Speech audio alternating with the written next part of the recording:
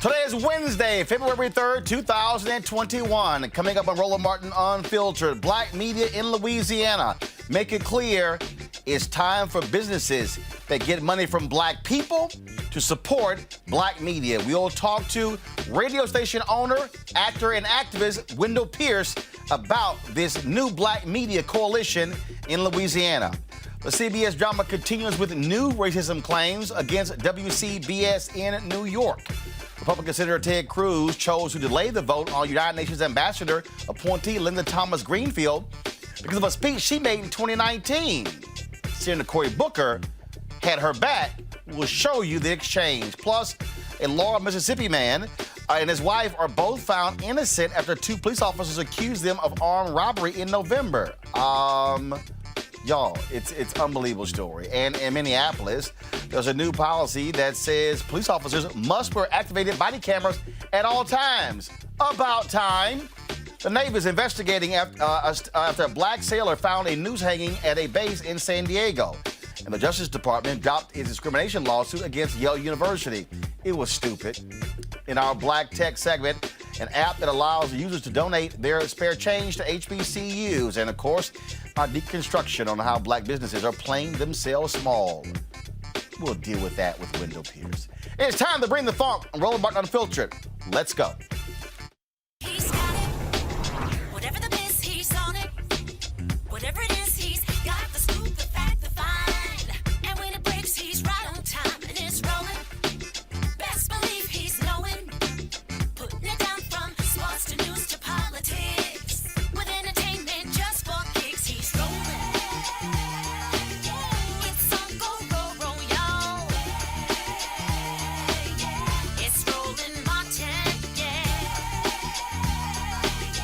Rolling with Roland now. He's funk, he's fresh, he's real, the best, you know he's Roland Martin now.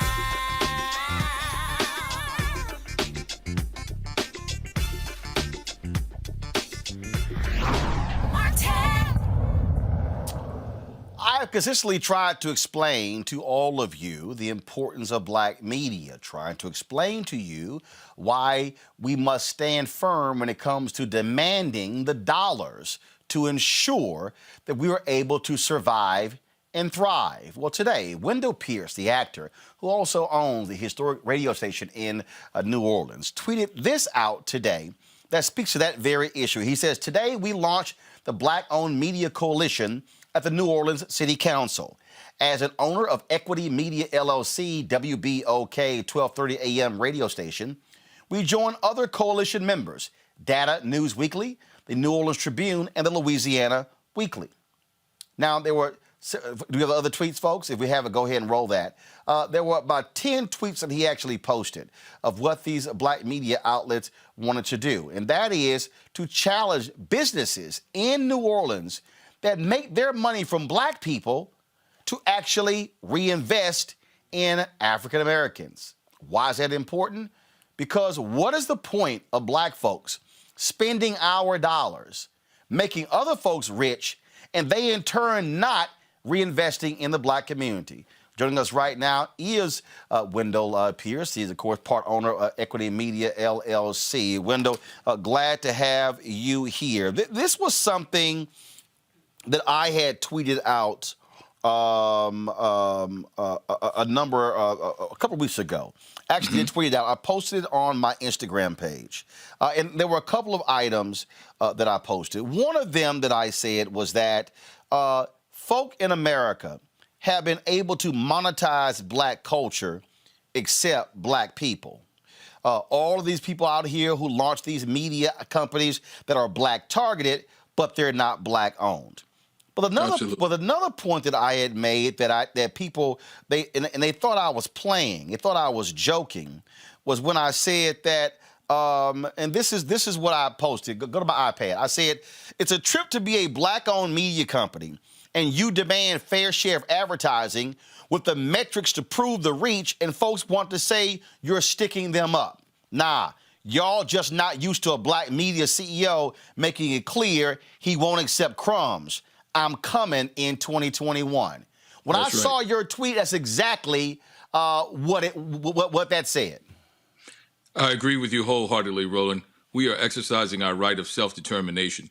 Too many companies in this country are becoming wealthy and have built their success on pulling dollars out of the black community, and at the same time, they don't do business with black media companies out of those same communities. And here in New Orleans, I decided with my partners at Equity Media, we own WBOK 1230 AM, which is a legacy radio station, talk radio station. And we joined with the other black media owners here to go to the city council, to the utilities committee, which regulates companies like Entergy, AT&T, the Sewage and Water Board here, Regional Transit Authority, companies that basically have the monopoly, the contracts to do business solely in the area without competition.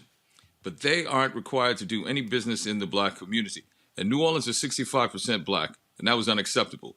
What was the epiphany for us was a couple of weeks ago, Donald Rouse, who was the founder of Rouse's grocery store, had gone to Washington, D.C. and participated in the rally that led to the American insurrection. He came by request. He asked us to come on our radio station to apologize to the African-American community. He said that he didn't know he was in the middle of an insurrection. He didn't know what insurrection was about. He didn't feel as though he was complicit, and I explained to him that there was some complicity there.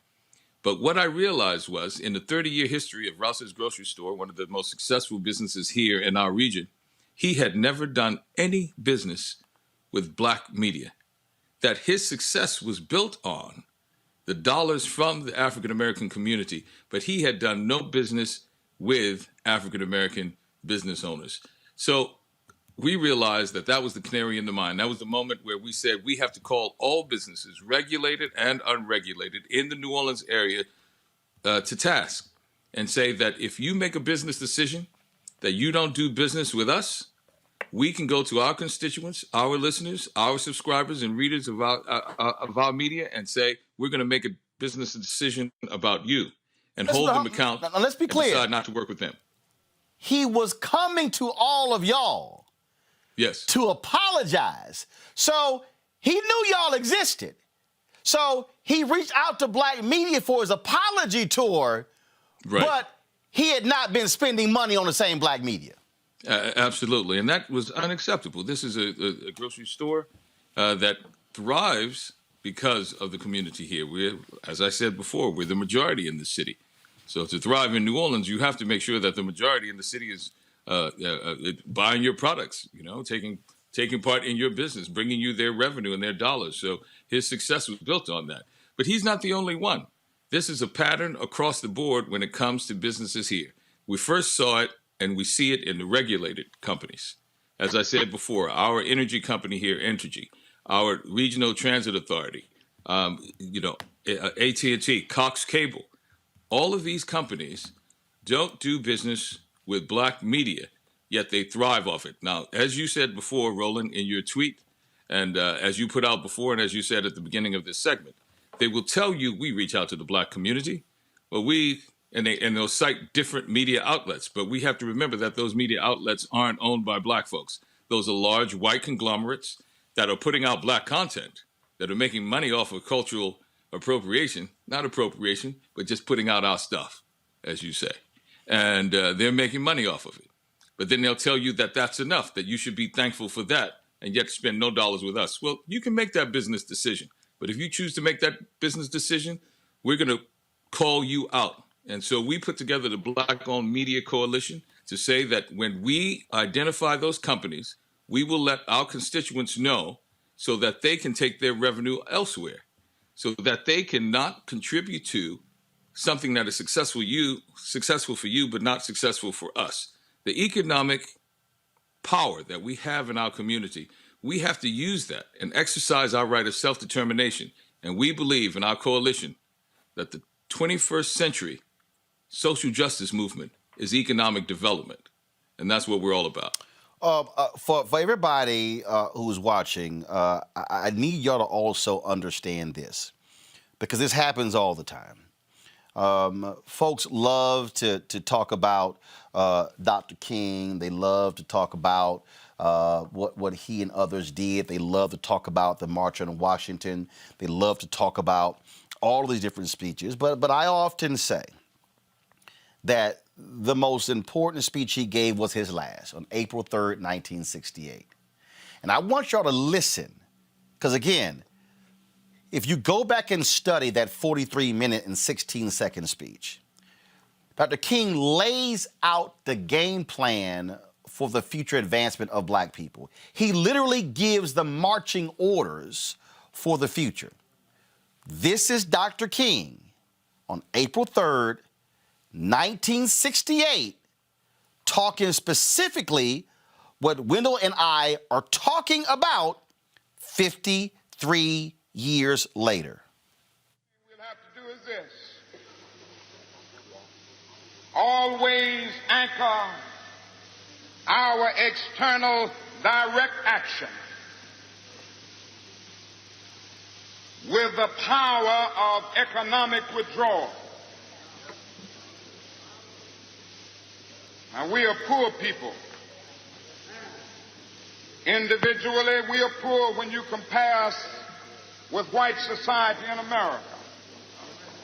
We are poor. Never stop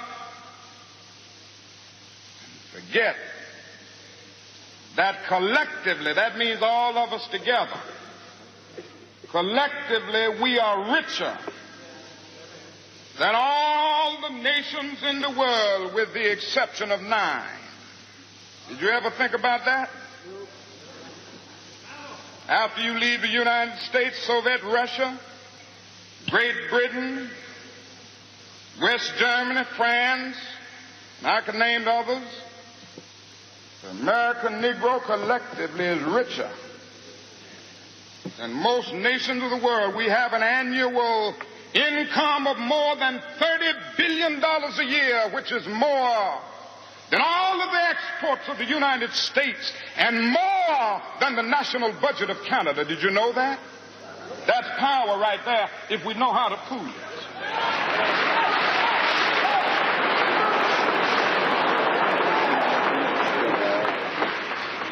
We don't have to argue with anybody. We don't have to curse and go around acting bad with our words. We don't need any bricks and bottles. We don't need any Molotov cocktails. We just need to go around to these stores and to these massive industries in our country and say, God sent us by here to say to you that you're not treating his children right. And we come by here to ask you to make the first item on your agenda fair treatment where God's children are concerned. Now, if you are not prepared to do that, we do have an agenda that we must follow. And our agenda calls for withdrawing economic support from you.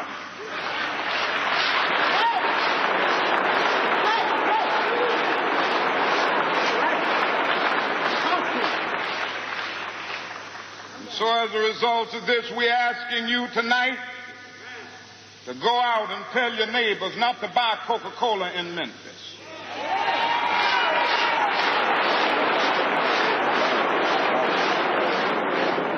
Go by and tell them not to buy Seal Test milk.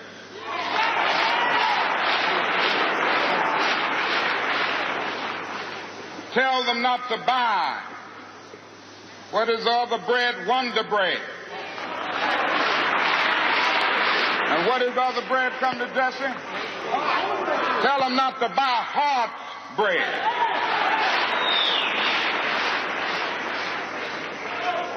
As Jesse Jackson has said, up to now, only the garbage men have been feeling pain.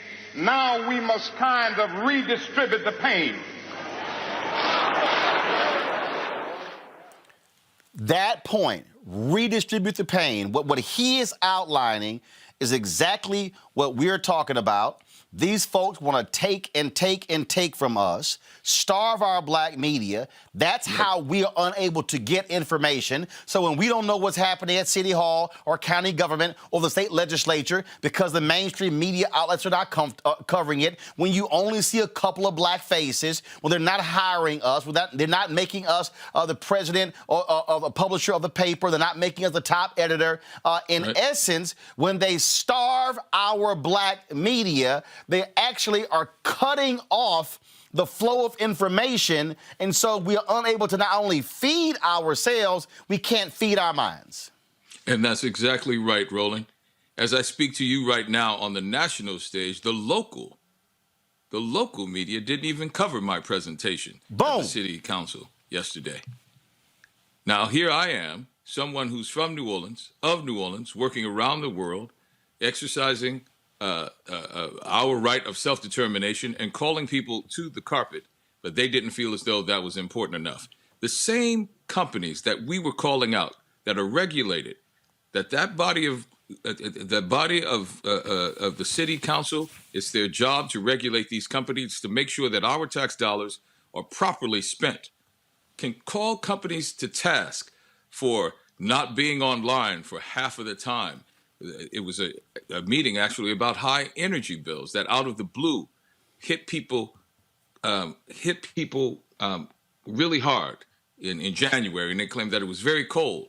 And they said, well, we have all of these programs to show you energy efficiency and bills subsidizing and all kinds of assistance. We just need to get the message out to the people. And the first thing I said in my presentation is, well, if you had come to the black media, purchased ads, put out a campaign, a messaging campaign with us, you would have gotten it to the people. Oh, no. See, you don't know how to do that? No, Wendell. We're going to rely on you to run a nuclear power plant, but you don't even know how to get the message to 65% of the people in New Orleans who are African American. And here we are, a legacy black radio station, WBOK 1230 AM, what New Orleans is talking about, but you don't know how to talk to us.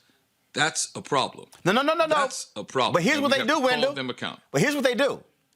They know how to reach us. They want us to run it for free. Right. They want us to run the press release, run PSAs. Can you do a mention? And so they know how to reach us. But what they want us to do, they want us to do all the work for free.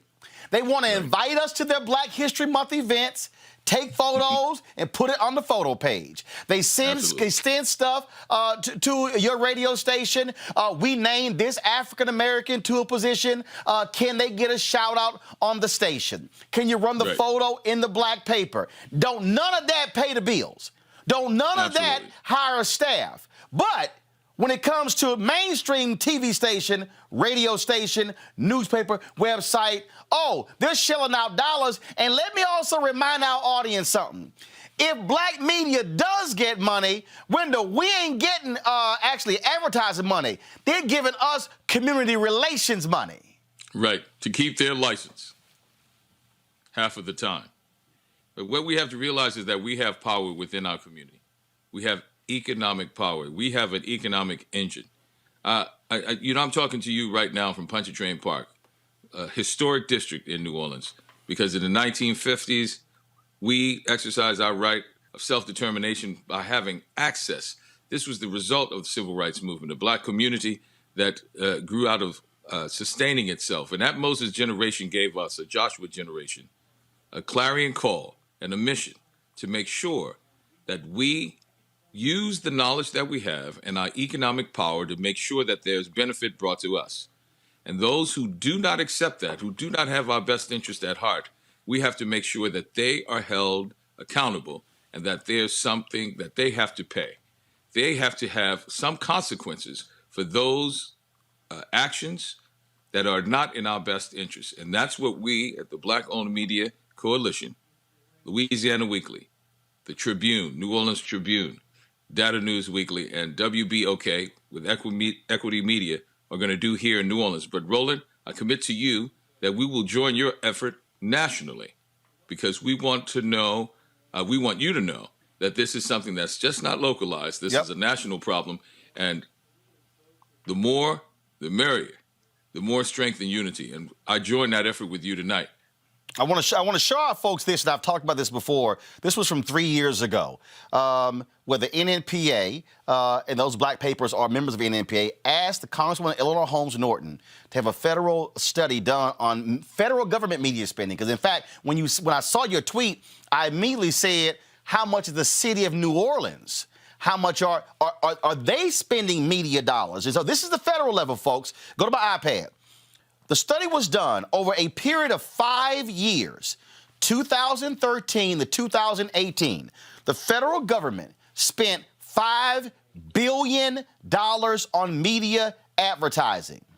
Of the $5 billion in 5 years, 51 million went to black media. That is 1%. And so what you're talking about there is, because you're talking about the businesses there in New Orleans. The first thing I said was, what's the city of New Orleans doing? Where are their dollars going?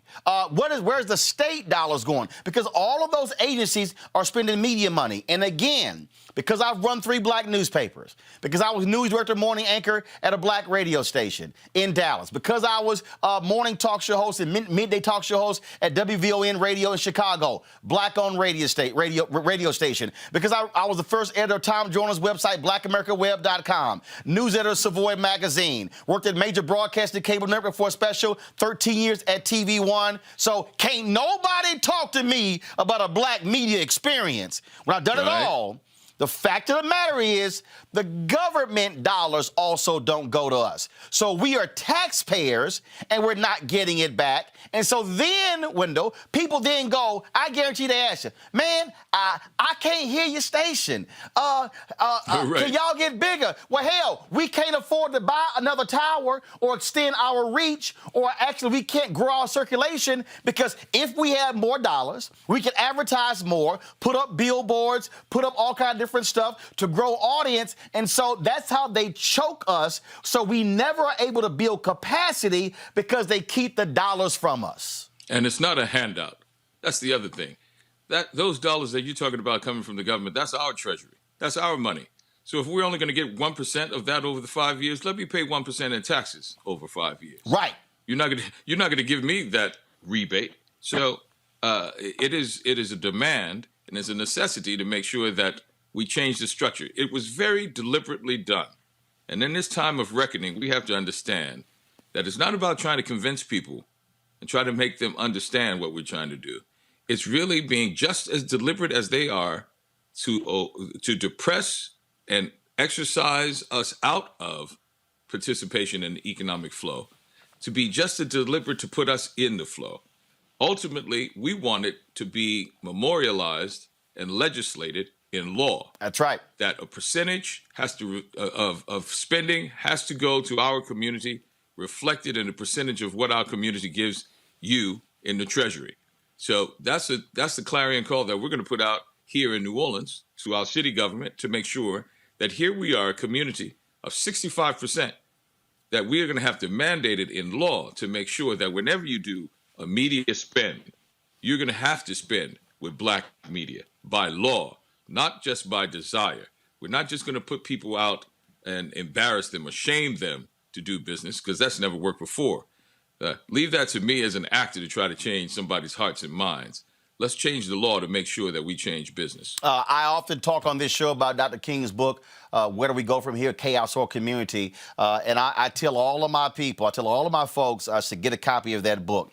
And it's interesting because I literally put this book in my bag today. I'm always reading it, always referencing it, but I chose to put it in my bag today. And actually, this is before I even saw your tweets. If anybody wants to understand that King speech, and if you want to understand how do we actually do what Wendell is talking about, what I'm talking about, you've got to read Martin Depp's book on Operation Breadbasket. The book is called Operation Breadbasket, An Untold Story of Civil Rights in Chicago, 1966, 1971. Martin Depp, white pastor, was actually on the committee with Dr. King and Reverend Jackson. He was the one, he kept all the notes. And in this book, Wendell, he literally lays out their strategy. he lays out how they did it. He lays out how they were able to negotiate these MOUs. And he lays out, it was a 6-point plan. It was 6 steps. Now, for the folks who are listening, Reverend Leon Sullivan, if y'all don't know his name, Google him. Reverend Leon Sullivan, amazing brother. He did this in Philadelphia, told Dr. King about it. Then what he did was, Dr. King then said, come meet with SCLC to present to us. He presented to SCLC. King says, we're going to adopt it. That's how it became Breadbasket. These were the 6 steps. First, information gathering. 2, committee evaluation. 3, negotiation and education. 4, economic withdrawal. 5, agreement covenant. 6, monitoring. Now, why am I saying that? The economic withdrawal was 4th. When though part of the problem for a lot of black folks, we want to yell boycott first. You're not saying boycott first. What you're saying is there's a process to this. We're going to give you an opportunity to work with us, to provide resources. But if we reach a point where you're obstinate, like they were in Chicago, then they went to the pulpits and told folk, do not spend money with these stores. That's what caused them to get to agreement. So there's a process that this is right here. They laid out, it's a process that we have to follow so it's orderly and proper, so we're educating our audience about why we're doing it and how they should respond. And that's exactly what we're doing here with the Black-Owned Media Coalition. We told them it's March 1st. Take this month of February to figure out why you're not doing it, how you can change it, look within your internal protocol and find out what's preventing you from working with black media, and then try to rectify it. But come March 1st, we're going to be calling people out. And so you're exactly right. There's the protocol that Operation Breadbasket put out there. That's why I'm a supporter of the Poor People's March. These are all tools in which we'll be able to have a tangible impact in our community and exercise our right. This is my mantra of self-determination. We have it within our power economically as well as politically. Well, I certainly support what y'all do. You let me know when y'all want me to bring Roland Martin Unfiltered to New Orleans.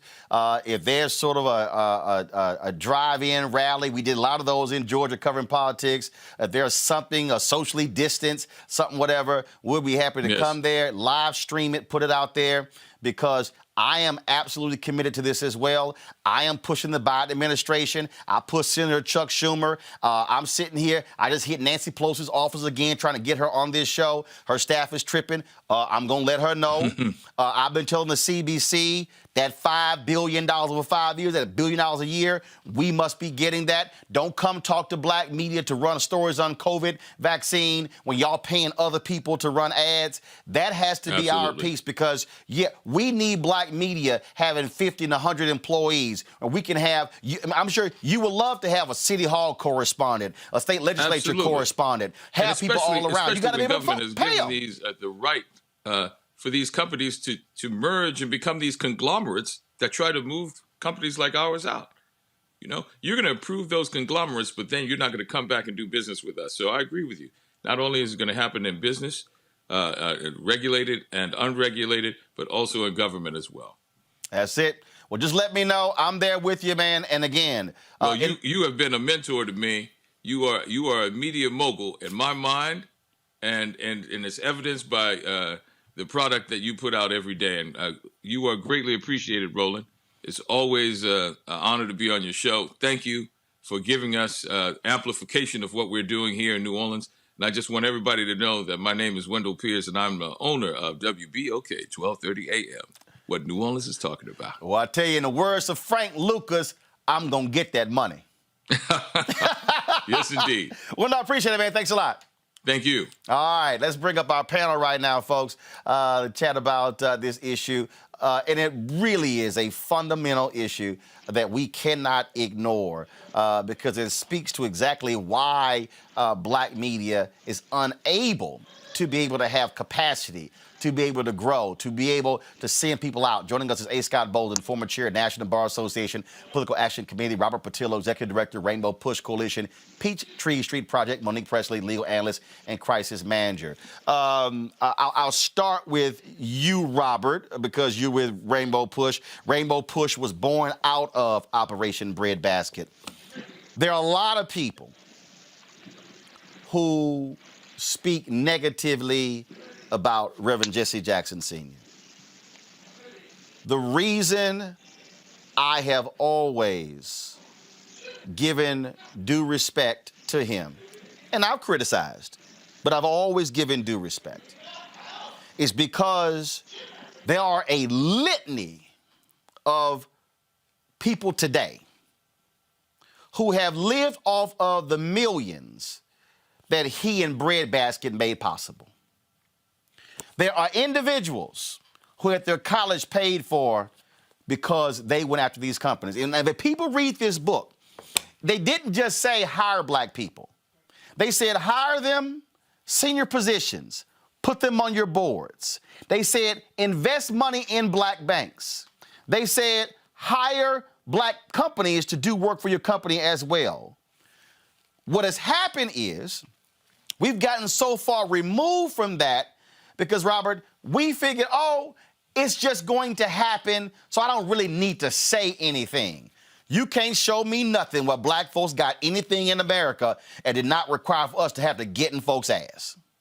Well, you're absolutely correct. And one thing I think that people have to remember is the economic component of the civil rights movement. What we've allowed to happen is Black History Month. We've allowed our history to be co-opted, where they think it was all about marching and singing, not about the economic aspects of what they were fighting for. It wasn't simply a question of racial justice. It was a question of economic justice, housing justice, fair representation. One thing that Reverend Jackson pioneered was civil rights organizations buying stock in Fortune 500 companies and then showing that up at the shareholders meeting to demand that you have a minority contracting firm, to demand that you work with minority truckers, that you have African Americans on your board of directors, that you have a chief diversity officer. This was going on in the 80s and early 90s. Many people who have those nice corporate jobs now would not have those opportunities if it wasn't for people raising hell and getting and fighting and dying and getting shot and all these other things 30 and 40 years ago to open those doors up for them. So what we have to do is stop reciting this Black history fairy tale that we're taught every year, where, one morning Abraham Lincoln and Harriet Tubman decided to go on the Underground Railroad to pick up Martin Luther King and have the March on Washington. Then later on, Obama was elected and racism was over. That's the way that we teach young people that the civil rights movement worked in this country, when in reality it continues today. And we have to pick up this baton and fight, not just for representation. Representation matters, but power matters more. We look at what happened with Robin Hood just last week. We could do that in the Black community every day if we were united. We could simply say, everybody buy this penny stock today and we'll get rid of it tomorrow, and it would quintuple in price, and then we will move on to the next thing. But it requires unity. It requires us all singing from the same sheet of music. It requires us all to be fighting in the same direction, because that's what we've done in the past, and that's where the things that we have today have come from. They did not simply arise organically. There was never a moment where white America decided that they would give African Americans equal rights, and they didn't simply have the kindness of their heart decided that you could have a corporate job, that you would integrate these institutions. It took blood, sweat, and tears, and to kick down those final doors is going to take blood, sweat, and tears from this generation to ensure that we get across the finish line. Monique, the other day you and I were talking about this very topic. I'm not going to name the individuals or the companies, but what we were talking about was what happens when Black folks are in a position to generate revenue. And what then happens when we turn around and say, you know what? I'm not going to hire this white PR firm. I'm going to use my dollars to help build and cultivate this Black PR agency so they have capacity. I'm not going to just run to Good Morning America and CBS This Morning with the first interview of a client. I'm going to say, we're going to talk to Good Morning America and Roland Martin Unfiltered. Or when I interviewed Kerry Washington, when her people told her, well, Carrie, well, when she was doing the Anita Hill movie on HBO, matter of fact, Window played Clarence Thomas was in that movie. They told her, well, can't we just give Roland 15, 20 minutes because, you know, we've got Jimmy Kimmel. And she said, well, no, how about we give Jimmy Kimmel 10 minutes and get Roland an hour? See, black folks have to be intentional with how we spend our money in order to build up our own companies. And what Wendell is talking about, saying the same thing. We're just going to be intentional saying, oh, since your supermarket, you don't support black media, we're going to go shop at the supermarket that does. Yes. First of all, I just want to say every single thing that Robert said, yes, yes, yes, yes, yes, all so true, so poignant and on point. And yes, we were just talking about this, and here's my thought. There is nothing more tragic, more hypocritical than having black folks with means, with ability, with power to be out front calling themselves activists, calling themselves leaders in movements. And then when you peel back the onion, when you pull back the curtain, every single person working for them is white. I don't mean working for them like the employees working. I mean the companies with which they're doing businesses, the names that are on the shingles. So we're publicly saying buy black, and then we're not buying. We're publicly pushing for people to be hired, but we won't hire. We won't work with. We won't groom. And so if you know the deck is stacked already, and you don't use your power in order to level. Remember, we're still talking about equity, power and equity. How does the small media company ever not be small, or the PR company ever not be able to grow? How do they grow to become the same as the behemoth that you've been using if they are not given those opportunities, and if they aren't given them with weighted decision making? Yes, you could probably get more service from a global company, but then you'll never have companies of color that are global because we keep making these same decisions over and over again. I do this consistently, Scott, because I really need the audience to understand the correlation. I had somebody say to me, why would you tell your audience how much that cost? I said, well, when my fan base last year gave $672,000, it's important for them to know that that new streaming equipment that cost $90,000, they paid for.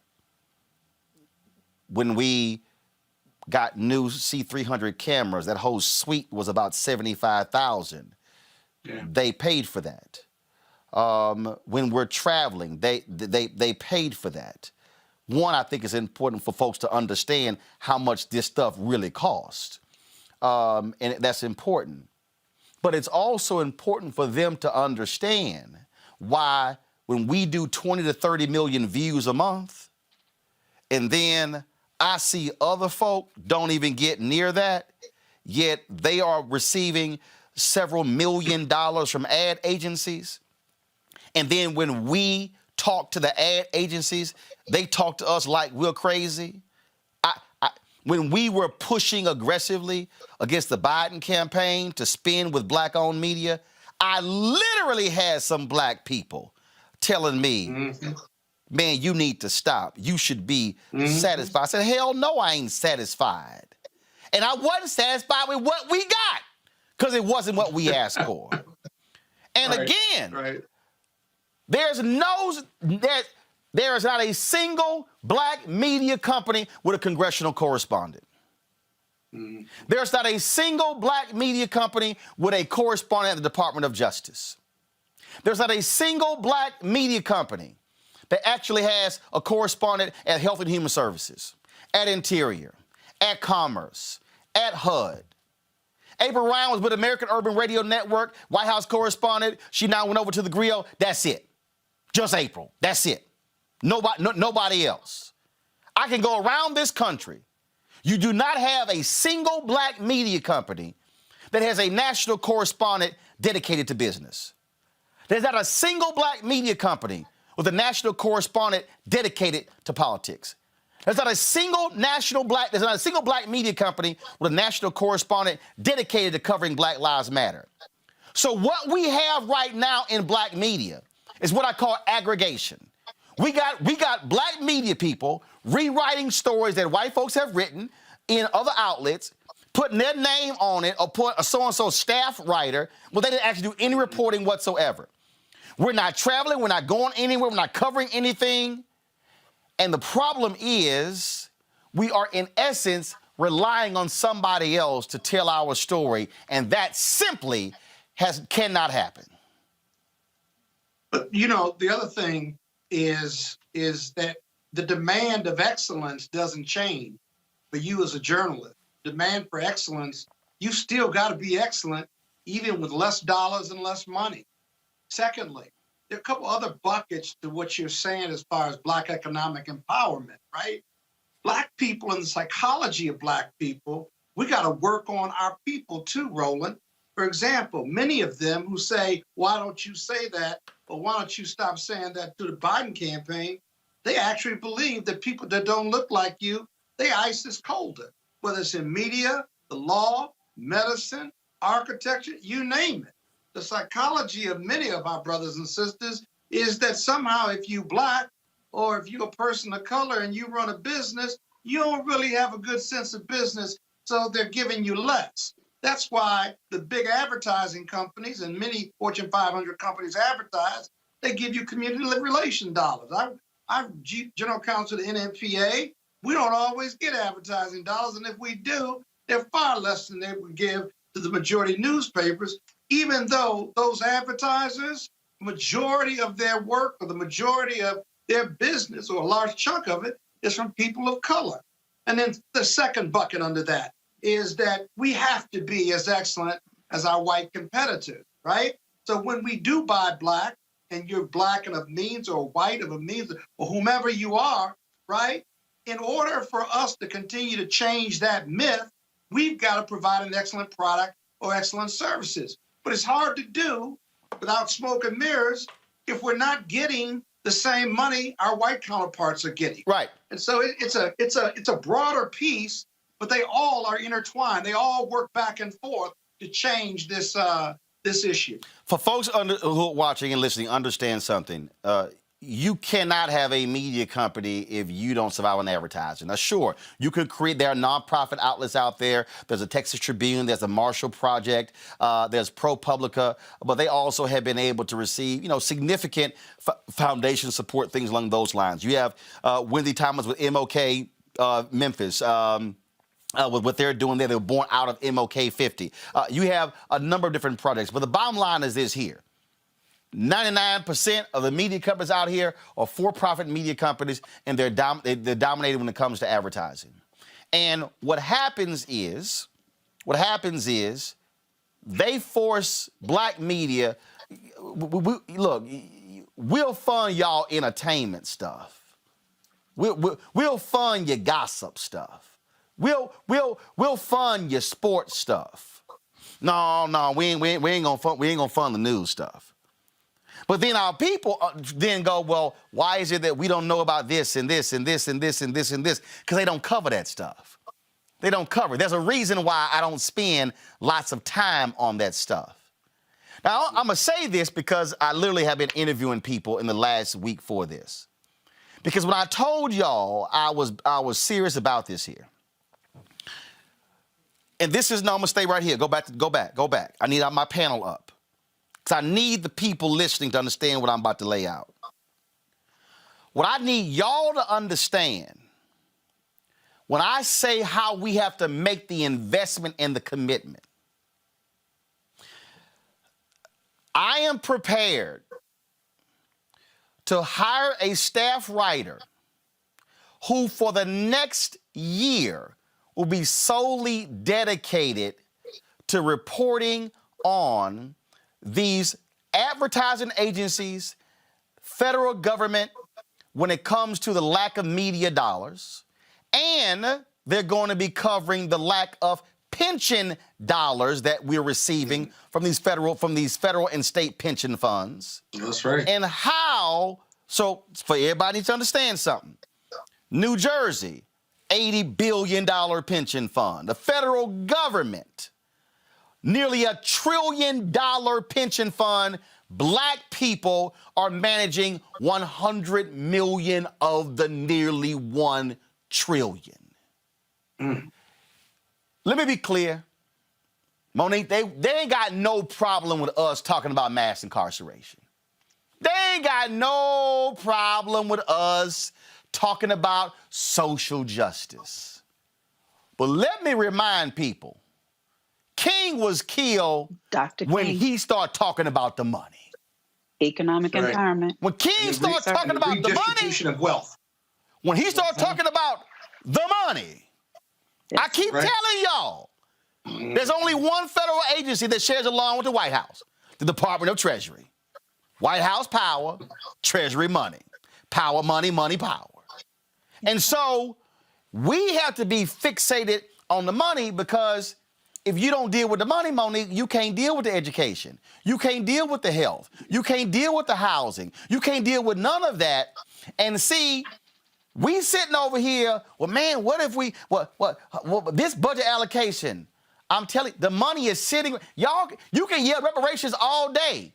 The money actually is sitting there right now when it comes to the pension fund, when it comes to the media advertising, when it comes to the 8A program, when it comes to how the Obama folks unbundle contracts, the Trump people bundle the contracts back up, so you were a small black-owned business, you couldn't compete for the larger contracts. Why does that matter? Because when Maynard Jackson was the mayor of Atlanta in 1973, black people were getting 0.0012% of all city contracts. He then came in and said, when they rebuilt the airport, he said, look, I will have tumbleweeds going down that damn runway before I allow this airport to rebuild if black people are not getting part of those contracts. How he broke apart the prime contracts into smaller prime contracts to allow black firms to be able to get those dollars. I need our folk to understand they are systematically freezing us out of the money. And while we're over here protesting, hey, we need to have criminal justice reform, which we do, they over here taking all the money, Monique. Absolutely. And I mean, the word says money answers all things, and it's the truth. And it's the answer for freedom, liberty, equity, equality for our people as well. When we were brought here from our homeland, the reason was economic. It was money. Sure, they thought that we were less than. They thought that we weren't as much of a human as they were, but the utility of slavery was the point. The point was for the slave owners to keep getting wealthier and wealthier, because they did not have to pay for the wages what we were worth for the work that we were doing, for the building, for the crops, for every area of this country that we're responsible for developing. And the same is true now. The real racists aren't the ones necessarily who we saw being criminals and insurrectionists at the Capitol week before last. Yes, they are racist, but they lack in power. That's the most powerful day they will ever have, because they played their hand, they overplayed it, and now the real racists, the ones who they provide cover for, are having to shut them down so that they're not outed, because the real racists are the ones in the bank who are doing the red line and who are keeping us from getting loans. The real racists are the ones who are in control of hiring, who are running networks. The real racists are the ones at the hedge funds, who keep the people with small amounts of dollars from getting ahead. That racism is about keeping an advantage in perpetuity. And until we get right about that and understand, like you said, Roland, it starts and ends with the money, we will keep having to struggle and fight for the crumbs. See, Robert, I've had some other people who said, you know, why you got to ask for money? Why are you begging? I said, it's not begging. When I ask people to support our fan club, that ain't no different than asking somebody to take a subscription out to the newspaper. Washington Post does it.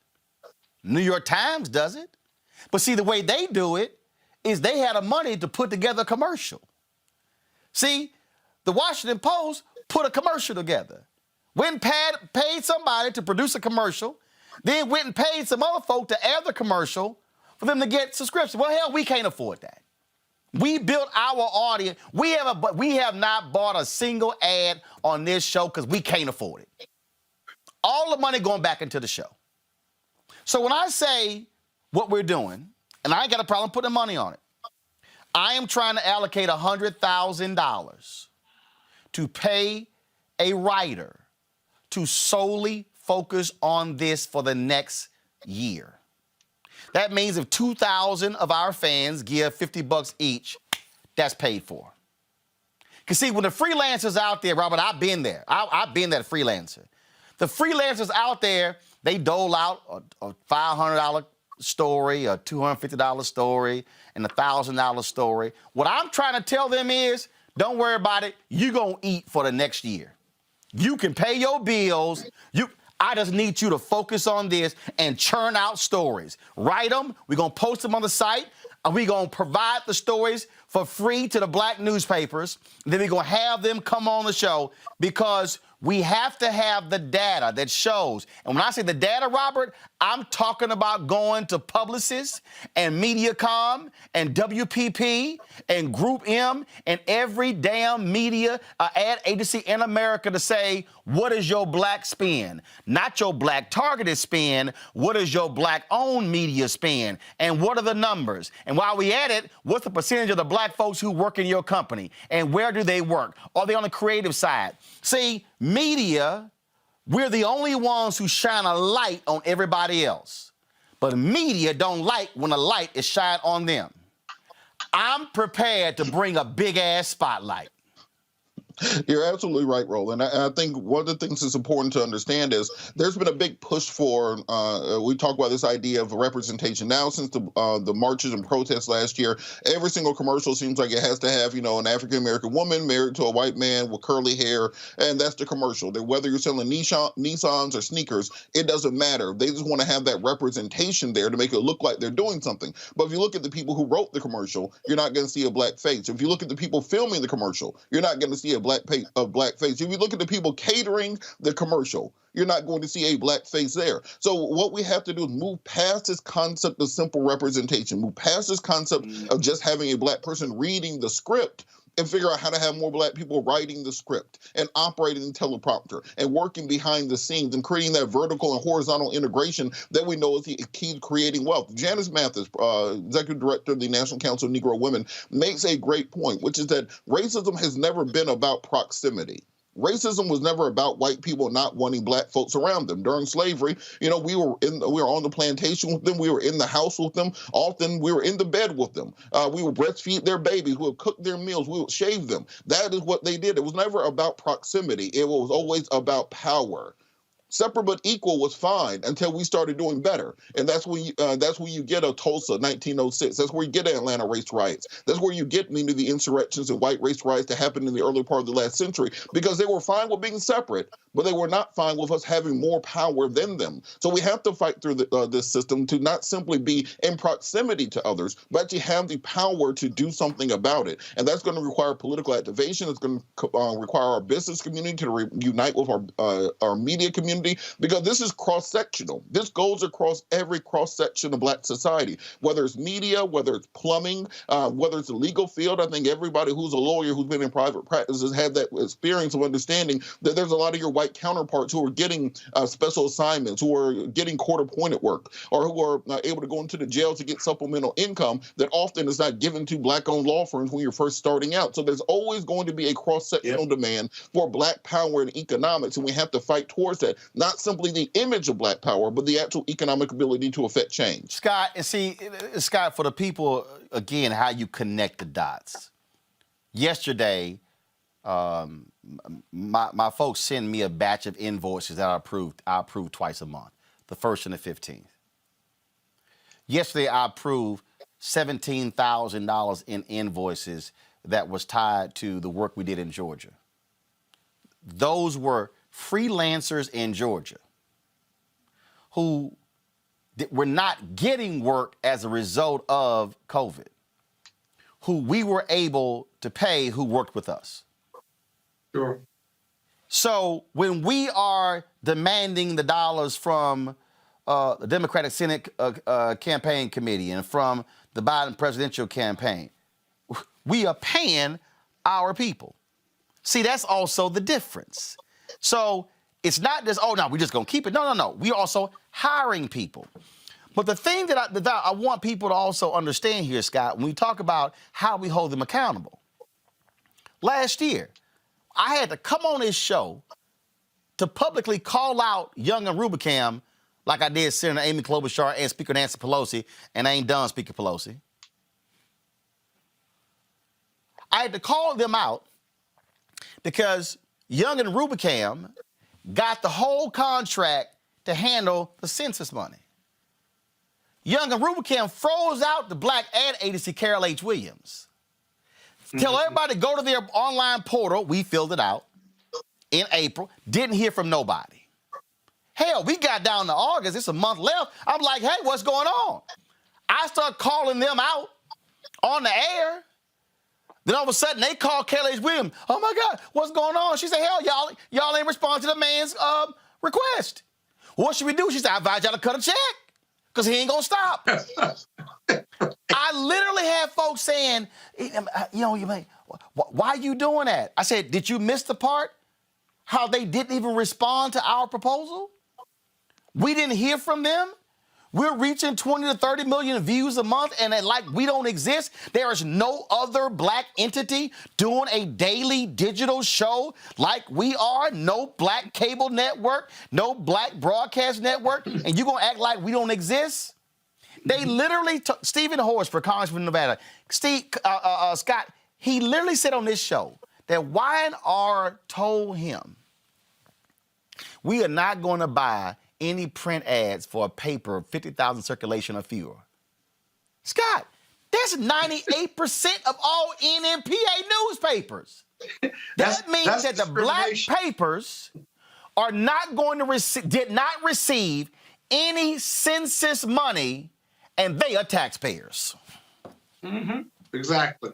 Which is why I call for them to have a call for an audit of Y&R to see where every single dollar went, to see who got that $350 million. Well, it certainly didn't go to community-based newspapers in these communities of color all around this country who reached thousands of voters, if you will, who would reach thousands of people who should be part of the consensus. And be honest with you, the real message that you're sending here when it comes to black people and these contracts is power concedes nothing without a struggle. It never has, it never will. And so as Frederick Douglass would say, it never has and it never will, which is why it's so important for you to be bringing this issue up. And let's not forget about what Maynard Jackson did with the banks in Atlanta, his first term and second term.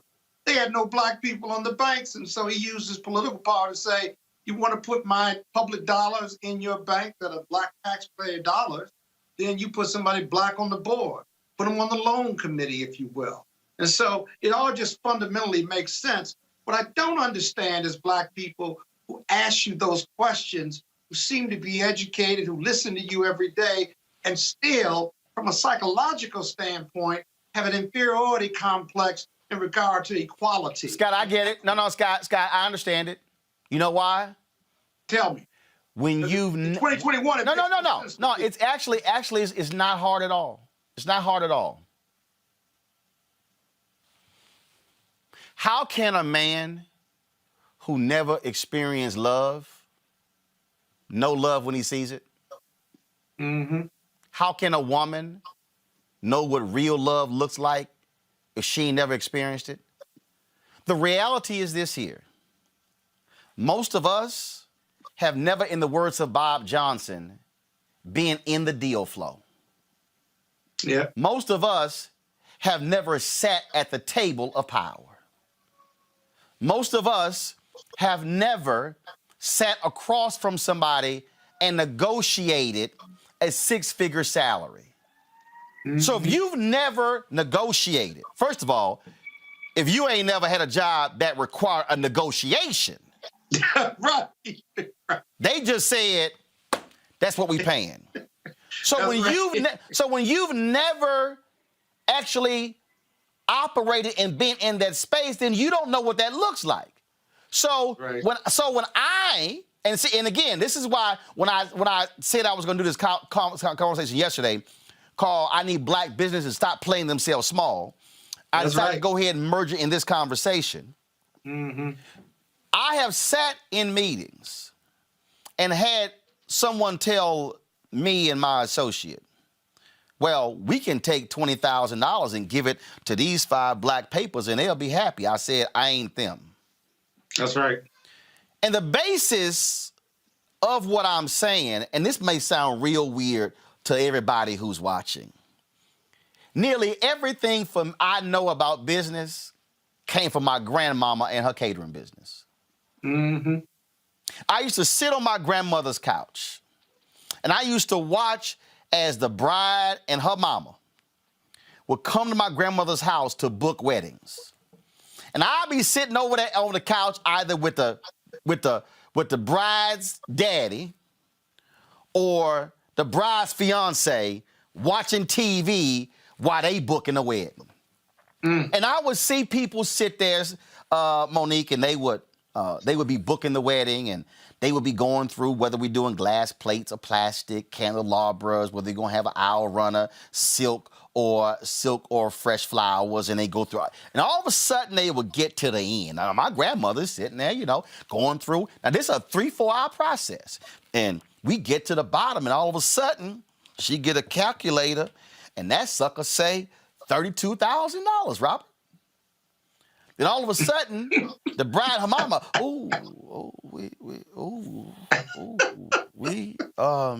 well, Miss Lamont, we were really thinking about a budget of 10, maybe 12,000. First of all, why didn't you walk in here saying, look, I got a budget of $10,000. What's the best package I can get for $10,000? But that ain't how folks want to do it. But then I remember, Scott, my daddy, who did the cooking for the catering business. My mama had a separate cake business. I remember one day my daddy said to my grandmother, I ain't cooking no more. She's like, why? Because he said, I'm not getting paid enough. And my daddy stopped cooking for the catering business. Now, my grandmother, she tried to work around. It didn't last more than a month or two. Then she had to go back and beg him to come back. But she had to pay more money. Why am I? Yeah, but Roland. No, but hold on. But let me, Okay. for the people who don't know where I'm going. The reason my grandmama, who we call mother, Robert, couldn't pay, why she was so stingy paying my daddy, because she wasn't charging enough. See, had my grandmother charged for what her services were worth, then she would have been able to freely pay my dad more, and her profit would have been fine. So one of the reasons black businesses are in our condition is because, one, we walk into meetings with a hat in hand, head bowed, talking mealy mouth, saying, it'd be nice if we could, now you may not be able to do 20, but we'll go ahead and take 10. You've already negotiated against yourself. This requires, Monique, for black businesses to walk in and say, I am going to deliver you this. I'm going to produce a quality product. This is my number. You're not going to pay me 22 cents on the dollar. You're going to pay me 82 cents on the dollar if I can't get 100. But what they are used to, Monique, is for us accepting the 22 and then say, be happy with the 22. That has to change. It does, but there are three different things I see that are going on that are at play. I listen and watch a lot of Bob Proctor, and one of the things that he says that he asks anyone who's getting ready to come on and join him either in a mentorship type relationship or as a partner in the company, he asks them the most money they've ever made. He says the number itself is not really important to him. It doesn't matter if the most they've ever made is 50,000 or if the most they've ever made is 500,000. He asks them what that number is because then he knows their mindset. Because if they've already made $500,000 in a year, then making $500,000 in a year is not anywhere outside of what they know can be done. If the most they've ever made is 50,000, then they're at their limit, and everything they do on top of that they are trying to get to from there is aspirational. So we have to bring our people into the frame of mind through association and exposure that they can do more and be more, because you can't be what you can't see. The problem, though, Roland, is that some of us make it somewhere and don't bring nobody. Right. You know, if you're in the meeting and you're placing a demand in the meeting, and you know how to adequately pitch your proposal. You know what your elevator pitch is supposed to be like. You know what it's like to negotiate. You know what it's like to bring somebody in with you who's going to do the majority of the talking, and you're just the decision maker. You go in with this plan. Well, they don't teach that in School of Hard Knocks. They don't teach grandma that when she's growing her company out of her kitchen. They don't teach sister girl that when she's doing hair in her garage. You don't get management level training. You don't get deal making. Warren Buffett isn't sitting on the corner telling you the way you're supposed to get it done and what the value is of real estate and how holding on to grandmama's house is actually worth more than that Mercedes you sold it to get. So we have to provide a vehicle for personal exposure to how we got somewhere. Another thing Bob says, you want to get somewhere, go talk to somebody who got there. Well, when somebody comes to talk to me, I got to be open to that conversation. Are you serious? If you're serious, you can walk with me. If you're not serious, I'm going to find out in 30 seconds. But we're accountable for those lessons. And so I am thankful that you're doing shows like this. And I want people who are listening to know, don't feel bad if most of this is going whoosh. That's a lack of exposure, and we're trying to do something about it, and I am committed to that. Scott, again, there has to be a reprogramming of Black folks. Yeah. We have got to reprogram ourselves, and what I appreciate, and I really appreciate, what I appreciate what Wendell and others are doing is that they are not doing it alone. I can tell you, Scott, there were numerous Black media people. And if I did a roll call, some feelings would be hurt. I did numerous Black media people who I reached out to saying, y'all, we can't individually cover Georgia the way we need to. So why don't we simply pool our resources together and work together and then also go after the ad money together where we all get paid? Very few responded. Yep. Very few. So we said, fine, we'll go it alone. And we did. And I know a couple of people, Scott, who tried to cut an ad deal, but didn't want to include us. Separate and apart from your coalition. No. The coalition, they ain't want to do nothing together. Right. But a couple of folk tried to cut a deal. I know for a fact, Scott, this is what they got. I can tell you we got a hell of a lot more than zero. A hell of a lot more. I keep trying to tell these people, stop trying to play games and cut folk out. We are more powerful, as I say, this is us, but we more powerful like this. But a lot of folks are scared of this because even some Black people are scared of Black power. Final comment, Scott. Exactly. Yeah. The fact of the matter is, it makes all the sense in the world, but Black people just don't trust Black people, or they think it's going to be too aggressive and they're scared of their own shadows. It's that psychology that's got to be reprogrammed. The other thing is, when you talk about deal flow and coming to the table, my mother, who's not here anymore, used to tell me when I was growing up, that you're from Joliet, Illinois. Wherever you go in this world, you better act like you belong there, not like you happy to be there.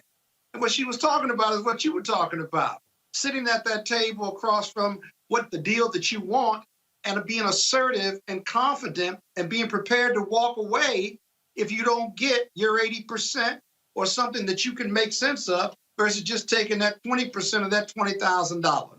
And so those buckets that I talk about, we got a lot of work to do on our community in those industries. We got a lot to do with fighting white privilege and what the crumbs we get when we go to Fortune 500 companies.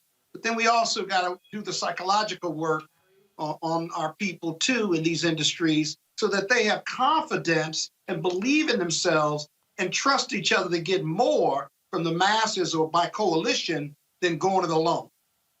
Robert, final comment. One, as you said, advertising important. Join Rainbow Push Coalition, www.rainbowpush.org. But also, I think it's crucially important what you were saying, that this will be cross-sectional. Every attorney that I can think of who started off in private practice had that experience that Scott was talking about, where they said, well, I went to the white attorney, and he said he can't do my son's murder case for less than $30,000. I got $3,000 and can give you $20 a month for the next 10 years. Will you take the case? And that's how many black lawyers end up not being black lawyers anymore. And the reason I'm saying that, because I took that case and I won that murder case. You cannot build those large multinational law firms on $3,000 cases. You cannot build the next, Ken Nugent or whoever the big white attorney is, taking nickel and dime cases. So we have to treat black businesses and black business people with the same respect that we give other folks.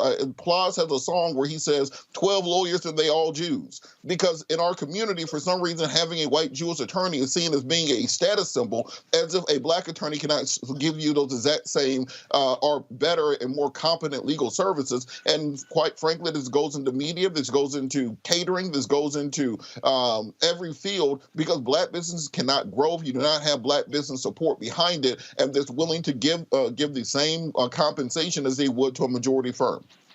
Folks, this is about the money. And if you wonder why black media is starving and why we can't cover things the way others do, it's because when Fox is profiting more than $1 billion, when CNN is profiting $1 billion, when MSNBC is profiting $700 million, that ain't their revenue, y'all. That's their profit. That's what they have after expenses. Ain't no black media company near that. Bottom line is, we need you to stand with us. If y'all want to support what we do, please do so by joining our Bring the Funk fan club. Every dollar you give goes to support the show. One of the reasons I tell folks, if you give on YouTube, we get 55 cents of every dollar you give. You give to us direct, we get 100%. Again, if 2,000 of our fans contribute an average of $50 each, which is what we ask for the course of a year, we can pay that writer to do exactly what we're talking about. We can hire that person literally in the next 2 weeks. And so please support us at Cash App, $RM Unfiltered, PayPal.me/R Martin Unfiltered, Venmo.com/RM Unfiltered. You can support us at Zelle, Roland at RolandSMartin.com. Money order you can send to New Vision Media, Inc., 1625 K Street Northwest, Suite 400, Washington, D.C., 2006. Going to a break. We come back. I'll give the update on the latest story detailing racism at CBS. Also, we'll talk about more craziness in this country, including the story out of Mississippi, where black couple arrested, found not guilty. Now they about to sue the cops. That's next on Roland Martin Unfiltered. What still impacts and what creates change is when we mobilize.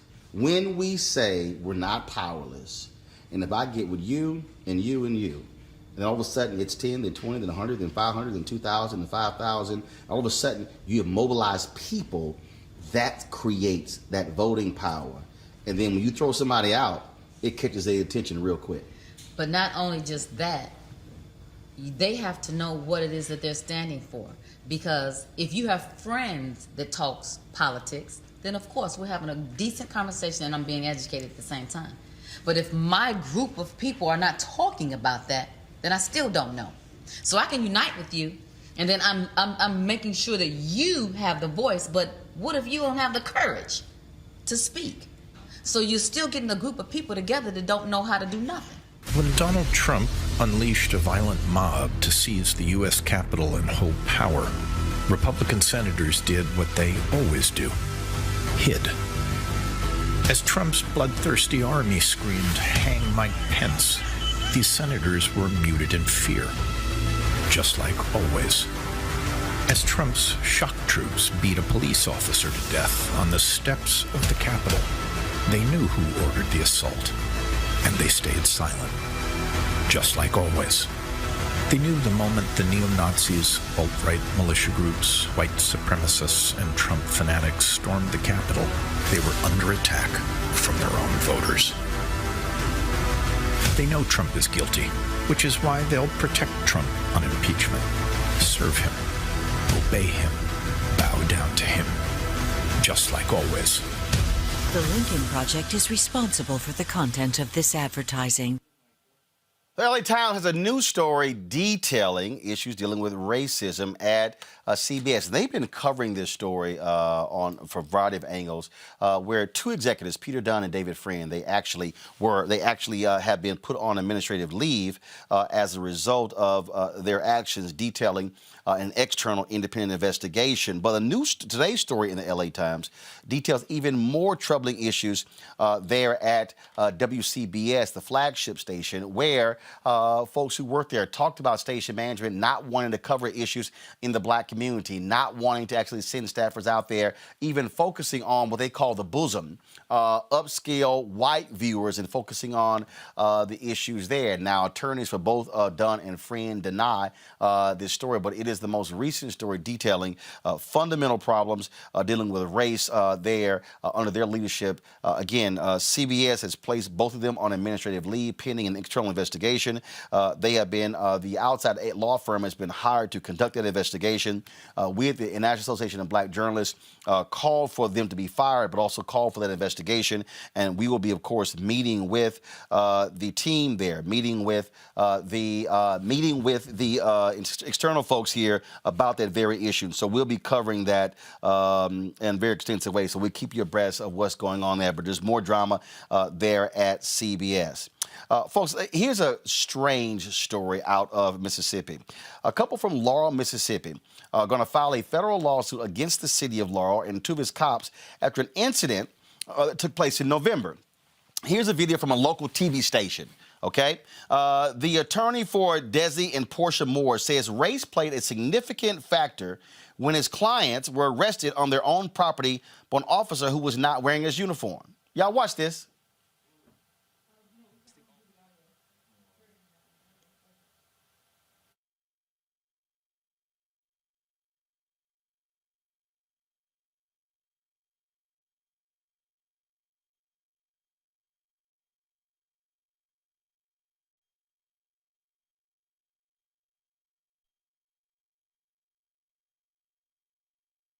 So this is absolutely crazy, this video right here. The cop was sitting here. This is nuts. The cop says that he thought this man was stealing something. The brother was running back into his house. All of a sudden, they chase him into his house. Then you see, watch this one cop jump on the man's back. They jumped on his back trying to take him down. His attorneys say, wait a minute, you just can't just roll up. No identification. The cop was in an unmarked car, Robert. The man says, I don't know who the hell this guy is running up on me. What was I supposed to do? Went to court. The couple found not guilty. Yeah, they're lucky in this situation, the cops, I mean, because if that had been my house, there'd been some dead cops, and I would have having to explain myself. Because if you don't have a badge, you're in an unmarked car, and you chase me into my house, the minute you get into my house, there are things available. So I think it's very important for these officers to understand that just because a person is African American does not make them de facto a threat. There are processes and procedures that do not involve chasing someone down, jumping on their back, wrestling them to the ground in their own home. And I like to compare and contrast this with the Capitol riot, where we saw people being let into the Capitol, shown a nice tour by police officers, given the keys basically to the Speaker of the House's office, and allowed to walk out and go home. And then they thought about arresting them several weeks later, compared to what an African American has to go through simply going into his own house. So when we talk about this effort towards criminal justice reform, it has to be a holistic method, starting from your first day of training as a police officer and continuously done throughout to get rid of implicit bias. And also, I hope this couple is able to sue this jurisdiction and these officers in their individual capacity. The best way that people learn is by having lighter wallets. The thing here, Monique, is I remember I lived in Chicago, and I was driving down this street on the west side. Actually, it was near Oprah's studio, and so I sped up, and all of a sudden, this car just speeds up, and this guy's on the side of me, and he's sitting here like waving, telling me to get over, and I'm like, I don't know who the hell you are. So I speed up, then he speeds up, and then eventually we pull over. The guy basically forces me over. So he comes to my car. He's like, "Why didn't you stop?" I said, "I don't know who the hell you are." I said, "You driving a damn unmarked car. How in the hell I'm supposed to know you a damn cop?" I said, "I don't know who you are." I said, "You got no lights, no insignia, but you want me, you need to slow down." I said, "You need to identify yourself." I mean, so I totally understand. This brother was running back into his house. This guy chases him, comes onto his property, and then says, "I'm about to arrest you." The brother is fighting because he's like, "I don't know who the hell you are, man. I see, yeah, you got a walkie-talkie and some cuffs, but I can't tell if you a cop." Right. I'm just thankful he lived to be able to tell that story and lived to be able to fight off the charges, and will live to be able to sue and be successful, because as I said on your last show, and I'll just keep saying it, our Black bodies, we are not perceived as human. We are perceived as less than, and the manner in which we're responded to is different by and large. The numbers bear that out, and it's shameful. When they see us, they are criminal. That's exact. Oh, they said that was a nearby armed robbery, and that's why he followed this guy. But Roland, wait a minute, Roland. What did they arrest him for?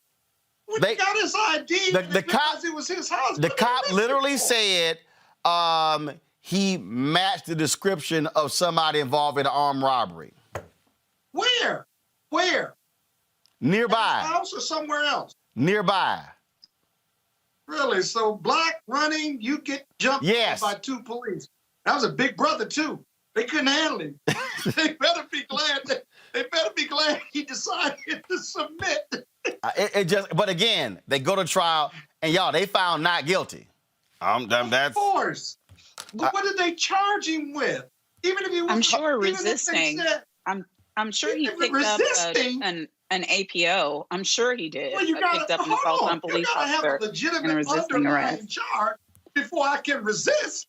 I mean, that is the dumbest ass arrest. And Roland, this is what I'm going to say. I say it on your show all the time.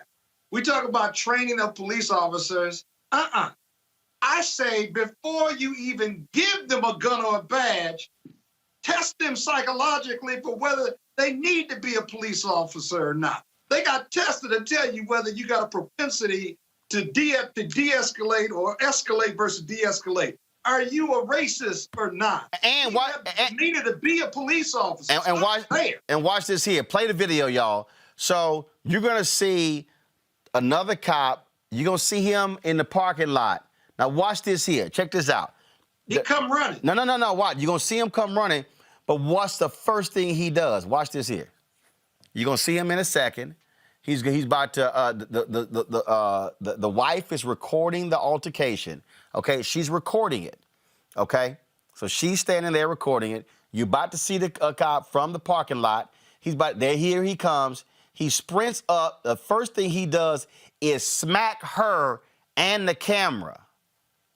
That's why the camera goes down. Right. He assaults her. She's recording. So he doesn't go straight to deal with the brother. He slaps her, knocks the phone out her hands. She cussing him out, and then he goes over. So that's what happens when, folk don't want to be recorded. Now, you talk about the importance of body cameras. Let's go to Minneapolis, where the mayor, Jacob Fry, and the city's police chief have announced, hold on, have announced a new policy that will require officers to keep body cameras on at all times during most calls. The mayor and police chief are also demanding officers keep their cameras on when having casual conversations at crime scenes with colleagues. This change is the latest in a series of police reforms within the Minneapolis Police Department since the death of George Floyd in May, killed, of course, by a Minneapolis police officer last year. His death sparked nationwide protests and calls for police reform. Mayor Fry said in a statement, this update helps leadership provide a more complete and accurate picture during and after incidents and puts officers in a better position to hold each other accountable. The reason I'm saying that that's important, Scott, is because we didn't see the body cam footage of the cops in Laurel, Mississippi. That was the woman shooting. That's why the body cameras are important and why they should always be on. And the reason they should record casual conversations, that's how the cops in Georgia, Robert, the chief got fired and the cop quit because the fools recorded their racism back and forth to each other. Scott first, then Robert. Exactly. That casual conversation. That's powerful feedback for those looking at those cameras. And this also can be the impetus or show intent on their part, whether it's a 1983 action or whether there's a motivation for what they're charging or who they're arresting and stuff. So I fully support that. It's about time. I don't know why any jurisdiction would give the police officers the option of turning on the cam versus not turning it on, because they're not going to turn it on unless you make them do it. And while it may be more expensive for the film to run its course, so what? It's got to be less expensive than the 1983 actions or the other state actions that are brought against police officers and departments and municipalities. So that makes all the sense in the world. And by the way, if you're a good cop doing good work and you're not a racist, then you ought to want the camera to run all the time. All day, Robert? Point blank. Secondarily, just back to the case in Florida, him slapping the phone out the wife's hand. That was Mississippi, Laurel, Mississippi. Laurel, Mississippi. Yeah, I'm used to crazy things happening in Florida. But those officers have to understand that, particularly in the South, there are many women who carry a gun on their hip under their house coat. And it's not a good idea to run onto people's property unidentified, just swinging on people. Things can go very poorly. And to Scott's point, the argument about a decade ago, right after Trayvon, was this question about body cams. And one of the arguments they made was the storage issues, not having the ability to keep these things in a quote-unquote cloud, and that's why they need to turn them off and on. It is 2021. We all are recorded 24 hours a day. It is saved to a cloud. Those technological issues don't exist anymore.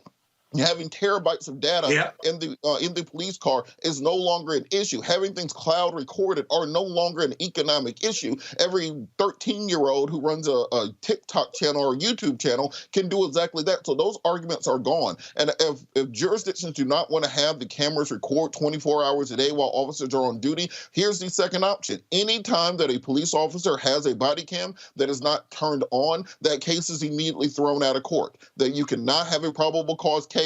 That can be a district-wide policy that does not have to happen on the federal level or even the state level. They can happen in the district attorney's office, can be an edict from the Superior Court. But if you don't present the body cam footage when a body cam or a dash cam was available, that case should not go to trial, and that eliminates this automatically. The whole issue of police officers forgetting to turn on their body cam or saying mysteriously didn't work. Monique, I've said for the longest, Monique, I've said, if a cop does not turn a body camera on or they turn it off, or they turn the dash cam off or don't turn it on, automatic firing. That's it. Look, when you go to the station, guess what? You go put your uniform on, you put your gun on, your cuffs, your taser, your flashlight, camera go with it. Don't turn it on, you should lose your job. Right. I mean, I don't agree. We've talked about this before, so. Well, and I still bottom don't. line is here. The body camera should be an essential part of your responsibility, and that's what you should do. Fine, you want to give them one warning, okay? But we know for a fact that in Chicago, cops were purposely breaking the antennas off of dash cam videos, dash cam recorders. In New Orleans, there was one guy who was pulled aside. They turned the dash cam off as they were approaching the guy's car. And then all of a sudden it came, and then they turned it back on later. Other cops, we know in Louisville, where the shooting took place, not just with Breonna Taylor, but with also the community activists who owned the barbecue restaurant, the cops didn't turn the body cameras on. I'm sorry. That should be a part of your job. You don't turn it on, you lose your job. Well, it is. Monique, what's your Wait, Scott, wait. Monique's going to respond, then Scott. Monique, go. Yes, it certainly is a part of their job, and they are required to do that like they're required to do many other things. This is such an important thing that I am more in keeping with Robert's suggestion. And I think that the first suggestion, I think it is very doable in terms of there always being rolling footage in the cars. There always being control of the body camera from sources that have nothing to do with whether the officer turns it on or off. That subjective turning on and off should not be part of what they have a chance to do. So I think it can be secured other ways. But I also believe that there is a due process issue, especially with government employees, in doing an automatic firing for something like refusing to turn a camera on or failing to turn a camera on or mistakenly not turning a camera on. There would have to be an investigation like there would be of any other mistake that an employee makes. And then there would have to be a decision that's based on, to the extent that they can determine it, the intent. I think we're creating. No, I don't need intent. Law. I don't know no cop, Monique, that walks out the station. Okay, do you know a cop that walks out the station who forgets to put bullets in a gun? It's a body camera. It's a body camera. Click. They make. Right. But so with what you're suggesting, somebody could actually kill a person as a cop and have an investigation, but they'd get fired for not having their camera on. It's inconsistent and it makes no sense. No, it's not. It's not inconsistent. I'm trying to guarantee I'm trying to guarantee. Oh, my bad. I forgot to turn it on. No, before you leave the station, click. It's on. Yeah, but what Roland is really saying, Monique, I understand what you're saying because you got an APA, Administrative Procedure Act, and you got to give them due process. You can give them due process, right? But if they don't turn it on or they turn it off, right, you create this negative presumption that they're up to no good or it's a bad act, right? You can warn them a couple times, but they're subject to being firing and they get their due process. But it's a negative presumption that weighs heavily with the Board of Review, and they lose their job. I don't know if you could just fire them right out if you're the chief of police because they got union rights. But the reality is, if they know that they're subject to being firing and their pay being cut, right, they're going to turn that camera on every chance or do something automatically that lets it run. And so, Roland, she's not that far off. This whole due process piece. But y'all tie due process all you want to. Here's what I know, Robert. This is what I know. If I hired your ass to go, hey, Scott, I'm talking. If I hired you to go record a news conference and you brought the camera and a tripod, but your ass left the SD card and you didn't record nothing for the news conference, guess what? Your ass ain't gonna have a job when you come back to the station. You wouldn't give him a second chance? When you come back to the station, they're gonna say, my bad, I brought everything but the SD card. But Roland, you to my next point. Hell yeah! And you're gonna have a lawsuit. No, I'm not. You're gonna get a lawsuit. Guess what? Try it. Let anybody around here try it. Roland, the issue is, and this is to Monique's point, we had this absolutely just happened in Atlanta. The two officers who assaulted the college students during the protest, who automatically tased them and were immediately fired, they were rehired within the last couple of weeks because of not having their due process rights followed. So that's what Monique is talking about. I ain't say, give due process. Create whatever system you want. Put it in the police union contract. Put it in the police union contract. Don't turn your camera on, your ass ain't gonna have a job. Roland, this is Hey, why who they gonna go represent through him on the this panel? evidentiary Who gonna process. represent him Throw when their he gets cases fired? out if they When, don't when have he the camera. fires that guy. Scott, stop talking. Robert talking.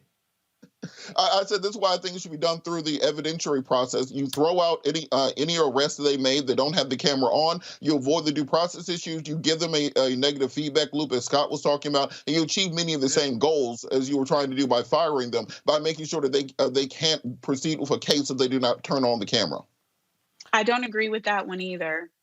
There are other ways to have witness accounts and evidence of something that happened other than the body camera. And I don't know that that's in the interest of public safety or justice to be just automatically throwing out a case that has police involved in misconduct because the camera wasn't on. That's why I said, to me, the best way to handle this is to make sure through external sources to take it outside of the officer's hands and purview, whether those cameras are on and off. And we are much further along than when we started having these body cam discussions a decade ago, such that that really can happen. And yes, they're going to even have to get around some privacy issues with keeping the camera always on when officers are entitled to have private conversations. Even when they're on the job, they deserve to be able to go to the bathroom, et cetera, and so on. So some things will have to get figured out, but we're safer there than doing things that we should not, which is allowing people to get away with What is there and hiring people. Government employees are not employees at will like your poor camera person was. God help. No. Ain't no poor camera person. Hold up. You're right. If your ass forget that card and don't bring that video back, you going to be poor. You absolutely right. Right. You absolutely right. One, I'm not going to pay you. Send him a retainer letter. One, I ain't going to pay you, and you're going to get fired. It's kind of basic. When you go to shoot a news conference, you bring the damn camera, the tripod plate. That's an inside story. And you bring the SD card. That's what you do. All right, y'all. Let me just the Navy is investigating a black sailor after he reported, investigating after a black sailor reported finding a noose last week aboard the USS Lake Champlain, based at the Naval Base San Diego. According to the San Diego Union Tribune, a sailor found the noose in his assigned bed on January 26. An unidentified sailor, who officials say is a suspect in the case, told investigators it was left there as a joke. That shit ain't funny. An investigation into the incident is ongoing. At this time, no charges have been filed. Today, the Justice Department, the Biden Justice Department, dropped that idiotic-ass discrimination lawsuit filed by the Trump administration against Yale University that alleged the university was illegally discriminating against Asian American and white applicants. The Justice Department stated it voluntarily dismissed the affirmative action lawsuit filed by the fools in the Trump administration. When it was originally filed in October, Attorney General William Barr alleged Yale rejects scores of Asian American and white applicants each year based on their race. But the DOJ has not found any evidence to support these claims. The decision by the Biden administration to drop the lawsuit is the latest move to change its position in a number of cases that are pending in federal courts and around the nation. This is what happens. But I gotta laugh, Scott, at fools making allegations. Ain't got no proof. Just no proof. And then when it went to court, Yale won. Right. Well, but that was the Trump administration. All talk and no walk, or all talk and no beef, what have you. No. All talk, no evidence. Right. Well, we saw that in the whole voter fraud, the big lie. But this is the difference between competence and incompetence. DOJ, you're going to see them reversing themselves on a lot of cases like this, just like they through executive order, Biden stopped that executive order that took government contractors who couldn't teach diversity or advocate or talk about diversity in the history of this country because they believed it didn't support American values. Reversing Trumpism within the government is going to take some time. When Merrick Garland gets there, you're going to see a lot of these cases not only drop, but new cases picked up. You're going to see these agreements with police departments around the country that were withdrawn, if you will, see them reinvestigated and put back in place, or new ones put in place as part of their overall effort to reform police departments. It's an effective means to have those agreements in place and have metrics about the progress made by those police departments whether it's LA, Atlanta, Baltimore, DC, wherever it may be. And so that's a good thing. Well, it is. And so thank goodness Robert, are you like me? Do you wake up feeling a little better knowing ignorant fools not in the White House? I mean, I was driving. I had to get here early this morning for this education thing, and I was driving, and I always drive by the old executive office building, and it was just like, damn, it feels nice not to have some dumbasses you got to wake up to every morning. I mean, am I the only one? Well, I think no race many people feel that way. Just the fact that I've gone several days since the inauguration and not watched any news and not thought about politics the entire day. And it's been great to not have to worry. Did the president tweet out something? Did the president try to invade Ohio? Did he make Miss San Diego the new Secretary of State? Anything could have happened, and that not existing anymore is very important. But despite that, it is important for us to stay vigilant on our government. Because remember, these folks were not our friends or allies. We were allies out of convenience. And now that the convenience, now that the mutual threat is over, I think Churchill once said that if Hitler was invading hell, then I would become allies with the devil. That's the position we are very much in with some of the people who are part of this coalition. And now that existential threat is over, it's time to make sure that we're not being left out as we move forward with the new administration, with the new policies, and ensure that the things that we got out there and voted for and fought for and marched for are actually being executed. Look, Monique, I agree with all. That's fine. All I'm saying is just literally driving by the White House. I mean, you can feel the sanity return. I mean, I'm sitting there driving, and I was like, y'all smell that? Clean, fresh air. Not the funk of dumbass people. Not the stench of corruption. I am not lying. I'm just driving in the car like, you don't understand, man. Driving down East Street and going up, the closer I got to the White House, Monique, it was the equivalent of when you are near an evil-ass person.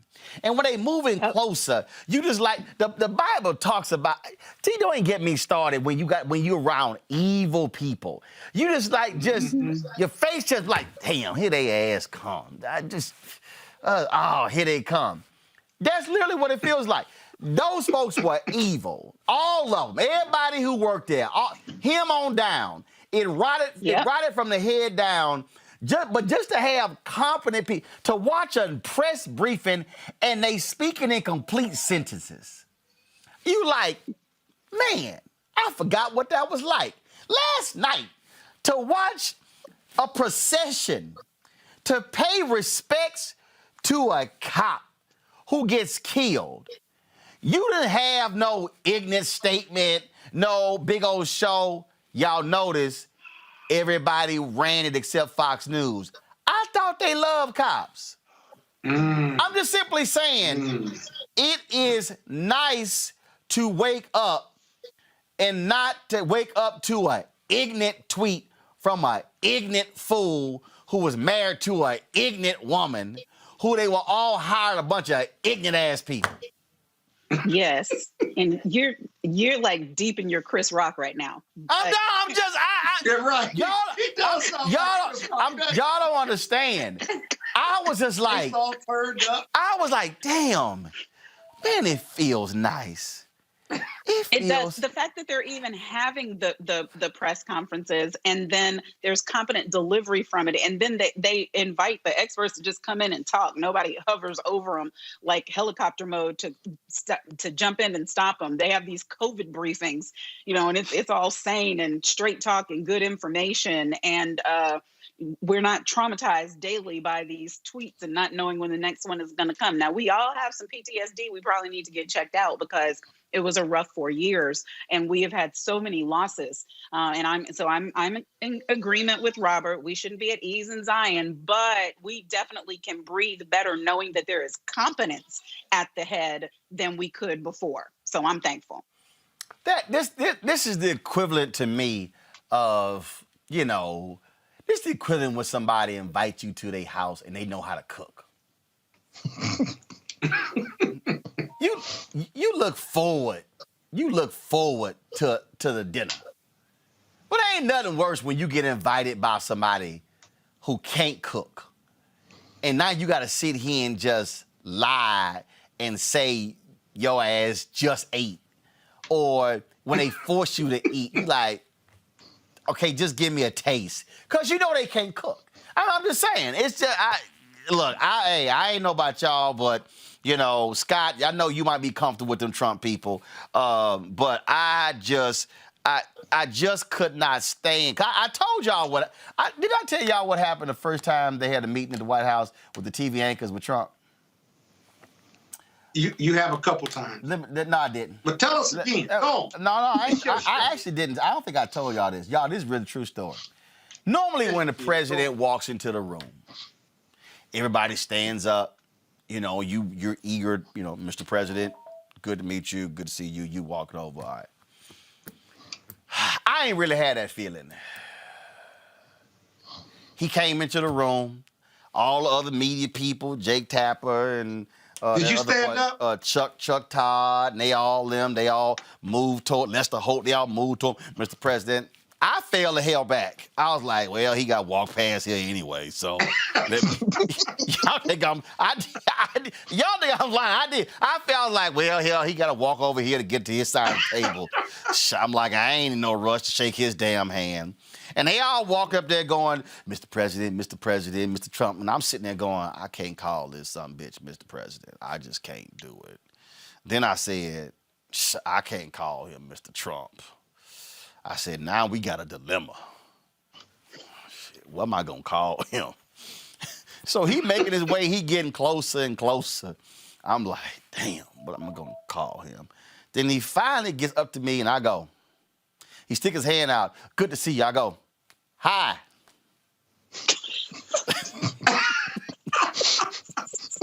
You just said hi? Monique, I did. I went, hi.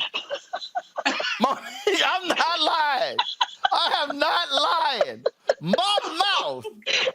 No, you never told this story. My mouth. Yeah, you never told this story. I'm sharing it with others. My mouth could not fix itself to say, I couldn't. I ain't say Mr. President. I didn't say Mr. Trump. I didn't even say Donald. I went, hi. How you doing? That's all I said. Hi. That was it. Good to see you. And did he say anything back to you? That's all he said. Then he said, good to see you. I'm like, And then sat my ass at the all the way at the end of the table. 3 black people. We were all over here on one side of the table. It was the 3 black people, the 3 that had Lester Holt sitting 2 seats from him. But they had me, Yamish, and we were all over. We were like truly in the hood. But at least Scott Pelley and David Muir was over there in the hood as well. But y'all, I couldn't even say nothing. It was just I couldn't. It was just hi.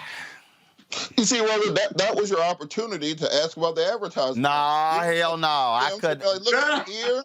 We need the money right now. We black. What room is it in? We Where does black. the money reside?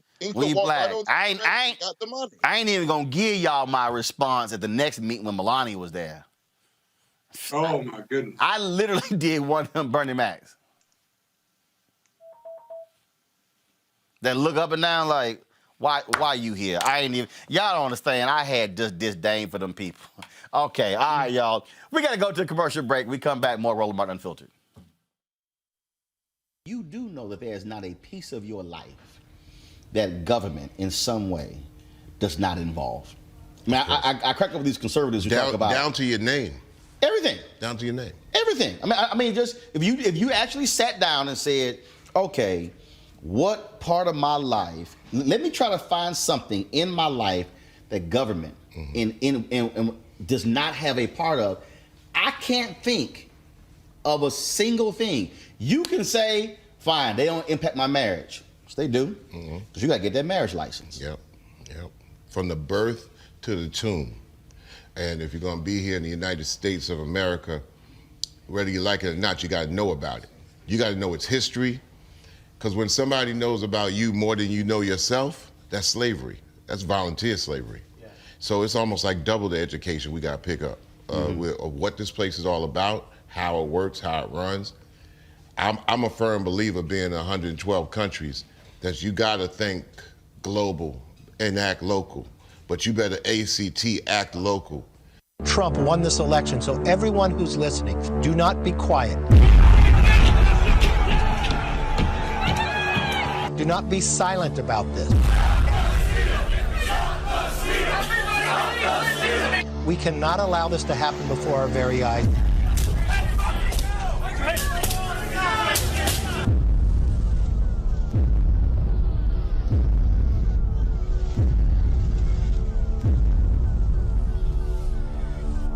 Carl Payne pretended to be Roland Martin. Holla! Hi, I'm Chaley Rose, and you're watching Roland Martin Unfiltered.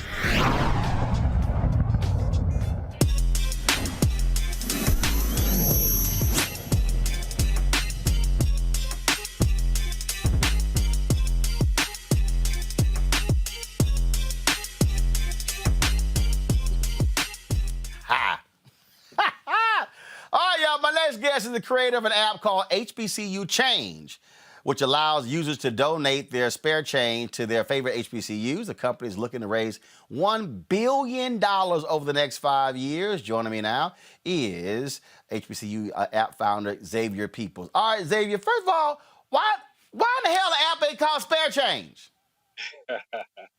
HBCU Change, because we got to raise this money for HBCU Change and change HBCUs. That's why. So, what caused you to say let's do it this way? What was it? Were you somewhere? Was somebody at the gas station asking for $1? You were like, you know what? I got an idea. No, it didn't quite work that way. So, actually, my daytime job, I work for a company by the name of Capital Group, and we're the largest active money manager in the world. And we manage money for a lot of endowments and foundations of institutions of higher learning. And so we're sitting around in a conference room one day, and we're talking about the schools that we manage, and something just popped in my head. Hey, how many historically Black colleges and universities do we manage? And the answer was 0. And so I got on a plane, flew all over the country to talk to HBCUs about the resources and the research that we can provide HBCUs. And when I talked to those schools, they stopped me in my tracks and said, hey, Xavier, if we can figure out how to get our alumni and supporters to give on a consistent basis, we can truly take advantage of the research and the resources that you all can provide. And so it quickly went from my daytime job to a truly passion project of mine. And so with me being in the investment space, there's an app by the name of Acorn. And I said, what if we can take a similar app and create that app for HBCUs? And that is taking your daily transactions, rounding them up to the nearest dollar, and giving that change to the HBCU of your choice. So an example would be, Roland, if you bought a cup of coffee for $3.75, we would round that transaction up to $4, and that 25 cents go to the HBCU of your choice. All right, that's pretty cool there, panelists. Let's go to Robert first. Robert, what do you think about this idea? Well, I think it's absolutely brilliant, primarily because that's the way that we all transact commerce now. Everything is done on your debit card or your credit card. It's not a cash-based economy. But my question would be, one, which HBCUs have been active in this, particularly pushing into their student body even? There's no reason for it to simply be alumni. And then also, on the technical aspects, who have you partnered with in building the app and building the platform? So right now, all HBCUs are on our platform. Of the 103 accredited HBCUs, there are about north of 20 HBCUs that we've actually partnered with, and they're using their alumni list to push out the app and the partnership with their school. And in terms of the actual creator or the developers of HBCU, there are a lot of great, exceptional Black developers out here that I've used to help develop this app and bring it to the market that you see today. Okay, so here's what jumps out at me. Okay, so walk folks through how it works. So what do I just, and then also, do I have to designate somebody? Do you have just like a general pool it can go into? That's a great question, Roland. Yes. So we do have a general fund that if you don't have a particular school that you want to donate to, you can donate to the general fund, and we could disperse that money to several different HBCUs. But the way it works is you download the app in the Apple Store or the Google Android store, and you connect your debit and your credit card or your credit card to the actual app. Once you connect the debit and credit card to the app, basically what it's doing is it's tabulating your daily transactions, it's rounding those transactions up. And so here's a fun fact. What we found is that on average, if a person connects both their debit and their credit card to the app, they can give anywhere from $54 on the low side to $87 on the high side a month to the HBCU of their choice, depending on the amount of transactions that they have. So for a school like Clark Atlanta University here in Atlanta that has 40,000 alumni, if only 10,000 alumni were to sign up to HBCU Change, that's $540,000 a month, over $6 million a year going to Clark Atlanta University. That has a tremendous impact on Clark. Well, we know Monique, she ain't going to be giving to Clark. Monique, your question? I will be. The Roaring Panthers. HU. Monique, Monique, your money going to Hampton? You're playing games tonight. And no, you said HU. You might want to be specific. Oh, my God. I'm just checking. I'm just checking. I'm just saying. Knows not what he does. You said HU. All I'm saying is, hey Xavier, on your app, does it say HU or are you specific? Are you specific? I'm very specific. I thought so. So I'm just saying, Monique, don't put down HU. Your money might be going to Hampton. Go ahead and ask your question. Go on. Congratulations, Xavier, on this wonderful work that you are doing and just the creativity and the ingenuity, seeing the need, meeting the need. The only question I had is, do you have any advice for young men and women who are Black and want to be involved in tech and want to be involved in money matters? What can you share a little bit of your path and what you suggest? My suggestion is do the research. A lot of people, they're afraid just to fail. And so you have to just go out, do the research, and realize that there are people out here who can help you to achieve your goal in this space. There are young people who build apps day in and day out who know how to code. They're out there. You just reach out to them and say, hey, I have this idea, and work with them to help bring this app to fruition. And so my advice is just to try, because a lot of times people don't even try, and they fail before they even take a step towards what they want to even accomplish. Amen. Scott? Amen.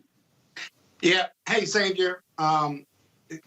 As a proud graduate of Morehouse and Howard Law School, I'm actually secretary to the board of Morehouse College. This idea, this concept is not only powerful because if you have young people and alumni giving, but here's the power of your app. And I've got a question, and that is this. Her with that question, so you run down your damn resume. Colleges and universities, for credibility purposes, colleges, HBCUs need alumni giving in order to raise other money from foundation. The number one question for us is always, what's your alumni giving? Annually, HBCUs give anywhere between 5% alumni to maybe 15 to 20% for some of our better colleges and stuff. And so once you link their credit cards, do those people who donate also get credit to the colleges and universities that they're linked to for giving, if you will, to get those percentages up? Because that's the real power of your app, if you ask me, getting those percentages up so those universities and colleges can raise even more money through gifts as well as foundations. That is an excellent question, and the answer is yes. So this is something that we actually provide to the schools. Most schools don't have good data on their alumni. Yeah. No. So yeah. If you think about it, they're at a deficit from the get-go if you don't even have good data on where to find your alumni in the first place. Yeah. Yep. So because it's we've created a dashboard for every school where you have the person's first, last name, their email address, the amount that they've donated, and the zip code that that individual lives in. Why is that zip code very important? So if you are Morehouse and you have 200 Morehouse brothers that live in Omaha, Nebraska, now you can target those individuals and raise additional funds that you otherwise could not raise because you didn't even know that all those brothers were concentrated in Omaha, Nebraska. And so what we're finding is we're being an extension of the school, and we're helping them to organize data, which is more important than actually raising funds for each and every school. And yes, to your point, every individual that gives, no matter if you give 5 cents or $50, that's a tick mark for the school as a percentage of the alumni that is now giving towards that school. All right. So the app is, again, HBCU Change. Xavier Peoples, we surely appreciate it, man. Thanks a bunch, folks. You can download it from the Apple Store. I've already taken a look at it. And I assume you also have it on Google Play? Yes, absolutely. All right, then. Thanks a bunch. And good luck with it. And hopefully you hit that $1 billion in 5 years. Thank you. Thanks for having me. Folks, that is it for us. Want to thank Monique. Want to thank Robert. Yeah, I guess we'll thank Scott for joining us on our panel today. I love you too, Roland. Yeah, okay. Yep, gotcha. All right. I love Erica. I might give you a fan club. Yep, I love Erica. Thank you very much. Yes, you only gave to the fan club under duress. Yeah, remember that. We don't need to share that story again. I want some equity. Who? I want some equity. Boy, bye. You ain't do no damn work. Okay, you were close. You ain't do no damn. The only thing you do is just talk over Monique and Robert. Don't even try it. We were so close this week, Scott. Come on. Right, he was. Make it. You know what? For the first 55 minutes, primarily because he wasn't even on. It was really me in the window. Then he came on. You know, we got to about 7:25, and I was like, wow, his ass minding his P's and Q's. Then once we hit about 7:30, that all went out the window. I said, oh, chatty ass Scott back. Here it comes. Damn. You know, and whenever somebody else talking, you know, like, look. I've been wanting to say this. I'm just gonna go ahead and say this. When Robert's talking, he don't need no amen corner.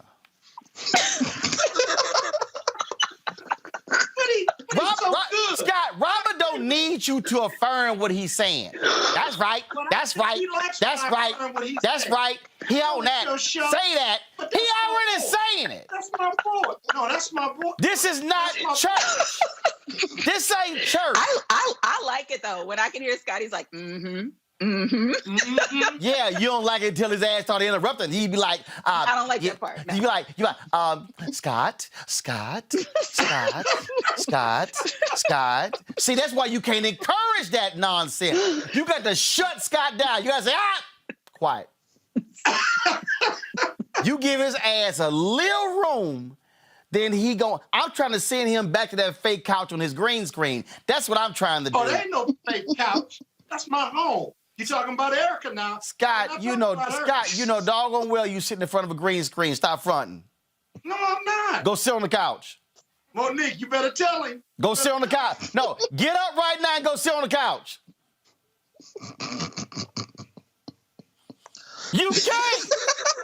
Oh, I will. Here, come on.